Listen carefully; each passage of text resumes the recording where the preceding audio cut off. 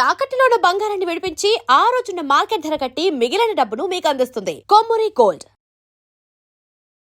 నమస్కారం గురువు గారు. లక్ష్మీ నారసింహ. ముఖ్యంగా ఏపీ గురించి తెలుసుకున్నాం, తెలంగాణ గురించి తెలుసుకున్నాం, తమిళనాడు, కర్ణాటక కూడా తెలుసుకున్నాం. కానీ రాష్ట్ర రాజకీయాల గురించి మాట్లాడుకోవడం అయిపోయింది గురువు గారు. ఇప్పుడు కేంద్ర రాజకీయాల గురించి మనం తెలుసుకుందాం. మోడీ గారికి ఆల్రెడీ 70 సంవత్సరాల వయసు వచ్చిందని, అయిపోతుందని, ఆయన పదవి విరమణ చేపియాలని చెప్పేసి చాలా ప్రచారం జరిగింది.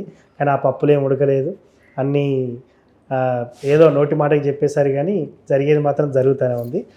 ఏంటి అసలు మోడీ వచ్చిన తర్వాత అసలు ఆర్ఎస్ఎస్ వాళ్ళని పట్టించుకోకుండా నేనే దీనికి సృష్టికర్తను అన్నట్టుగా బిహేవ్ చేయడం ఒకటి. ఇంకోటి, ఇప్పుడు పీఎంగా ఉండడానికి కూడా కొన్ని సీట్లు తక్కువ పడి దాంతో బీహార్ కానివ్వండి, ఇప్పుడు పక్క రాష్ట్రం ఏపీలో కానీ కొంత ఎంపీల మద్దతు ఇవ్వడం జరిగింది. ఆ కారణం చేతనే పీఎం పోస్ట్లో ఉన్నారని ప్రచారం జరుగుతుంది. మరి మోడీ గ్రాఫ్ పెరుగుతుందా, తగ్గుతుందా, భవిష్యత్తులో పడిపోయే అవకాశం ఉందా, పెరిగే అవకాశం ఉందా, తదుపరి ప్రధానమంత్రి కొత్త వాళ్ళు అవుతారా, లేకపోతే రాహుల్ గాంధీ నేను ప్రధానమంత్రి అవుతా అని చెప్పి వస్తున్నాడు. మరి ఏం జరగబోతుంది కేంద్ర రాజకీయాల్లో? ముఖ్యంగా దేశాలు మొత్తం కూడా జాతీయం వైపు కొంత చూస్తున్నటువంటి పరిస్థితి. మీరేమంటారు? నేను లాస్ట్ టైం ఎన్నికలప్పుడు కూడా చెప్పా, చాలామంది 400 వస్తాయి, మోడీ గారు రాజ్యాంగం మార్చేస్తారు, ఇంకా అసలు అంతా చాలా ఉంటుంది అది ఇది అంటే నేను అప్పుడే చెప్పా. అది బతికుండగా జరగదు. ఓకే, జరిగే అవకాశం లేదు. అప్పుడు కర్ణాటకలో బీజేపీ ఫేవర్ బాగా ఎక్కువైపోయి వాళ్ళు నన్ను అడిగితే చెప్పా, అరిచి మొత్తుకున్న 400 కాదు కదా 300 రావు. అండ్ ఇంకొక విషయం, రాజ్యాంగం అనేది మారదు, అది అంబేద్కర్ గారి రాజ్యాంగమే అంతే అన్నా. ఏం జరిగిందో అందరికీ తెలుసు.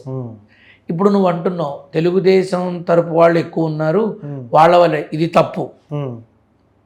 అంటే మోడీ అపర చాణక్యుడు. మోడీకి తన పీఠంతో, తన వర్గంతో, తన కేంద్రంతో ఏదైతే సంబంధం ఉందో అది బలంగా నిలబెట్టుకోవడానికి బలమైన ఆయుధాన్ని వాడతాడు, కానీ మనుషుల్ని కాదు. ఓకే, అర్థమైందా? ఇవాళ చంద్రబాబు నాయుడు ఉంటే రేపు జగన్మోహన్ రెడ్డి ఉంటాడు, రేపు జగన్మోహన్ రెడ్డి ఉంటాడు. ఇవాళ నువ్వు ఇచ్చింది 15-20 ఎంపీ సీట్లు, రేపు వచ్చే ఎన్నికల సమయానికి ఆ 20 35 అవుతాయా, 30 అవుతాయా, 40 అవుతాయా? ఖచ్చితంగా నియోజకవర్గాలు పెరుగుతాయి. అవును, ఖచ్చితంగా నియోజకవర్గాలు పెరుగుతాయి, ఎమ్మెల్యే సీట్లు పెరుగుతాయి, ఎంపీ సీట్లు పెరుగుతాయి, రాజ్యసభ సీట్లు పెరుగుతాయి. ఏపీలో ఒక బలమైన ఆయుధం ఇదే. ఓకే, ఇది చంద్రబాబు నాయుడు మీద ఎందుకు పెట్టుకుంటాడు ఆయన? జగన్మోహన్ రెడ్డి మీద కూడా ఉంటుంది. వాళ్ళకి తెలుసు జగన్మోహన్ రెడ్డిని టచ్ చేస్తే ఏమవుతుంది ఆంధ్ర రాష్ట్రం, తెలంగాణలో కేసీఆర్ని టచ్ చేస్తే ఏమవుతుంది తెలంగాణ రాష్ట్రం. అందుకే మౌనంగా ఉన్నారు. ఓకే, అర్థమైందా? ఇప్పుడు వచ్చే ఎన్నికల విషయానికి వస్తే చాలా మార్పు వస్తుంది. ఓకే, డబుల్ ఇంజన్ సర్కార్ భారతావని మొత్తం మీద జరగదు. కొన్ని రాష్ట్రాలు ఖచ్చితంగా ఇతర పార్టీలతో ఉంటుంది. మన తెలుగు రాష్ట్రాల్లో ఖచ్చితంగా ఇతర మన బీజేపీ మాత్రం ఉండదు ప్రభుత్వంగా. ఓకే, ఉండదు. మిగతా రాష్ట్రాల్లో కాంగ్రెస్ ఉంటుంది, లేకపోతే ఇంకో పార్టీ ఉంటుంది, లేకపోతే ఇంకోటి ఉంటుంది. అన్నీ బీజేపీనే ఉండాలి అని ఆశపడడం తప్పులేదు, కానీ అవ్వదు. ప్రధానికి 75 కాదు 80 వచ్చినా ప్రధానిగా మోడీనే ఉంటాడు బతికున్నంత కాలం. ఆయన వద్దంటే తప్ప. ఓకే, ఆయన వద్దు అంటే అప్పుడు ఆలోచన ఉంటుంది. అంటే మరోసారి యోగం ఉందంటారా? అప్పుడు ఆలోచన ఉంటుంది. అది ఇప్పుడు ఎందుకు మాట్లాడతా? ఇప్పుడు రాహుల్ గాంధీకి ఉంది యోగం, ప్రియాంక గాంధీకి ఉంది యోగం, యోగికి ఉంది యోగం, అమిత్ షాకు ఉంది యోగం.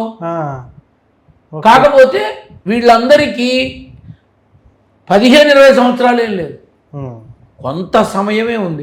ఒకళ్ళకి పి చంద్రశేఖర్ రెడ్డి, ఒకళ్ళకి ఐకే గుజరాల్, ఒకళ్ళకి పివి నరసింహారావు, ఒకళ్ళకి రాజీవ్ గాంధీ, ఇలా కొంత టర్మే. నరేంద్ర మోడీకి ఏదైతే యోగం, అటు ముఖ్యమంత్రిగా 3 సార్లు, ఇక్కడ ప్రధానమంత్రిగా 3 సార్లు, ఈ యోగం ఇంకా ఇంకా ముందుకు వెళుతుంది తప్ప తగ్గదు. కానీ ఇటువంటి యోగం భారతదేశంలో ఏ నాయకుడికి ఉండదు, భవిష్యత్తులో ఎవ్వడికి ఉండదు. ఉండదు, లేదు, ఉండదు, ఇక ఉండబోదు.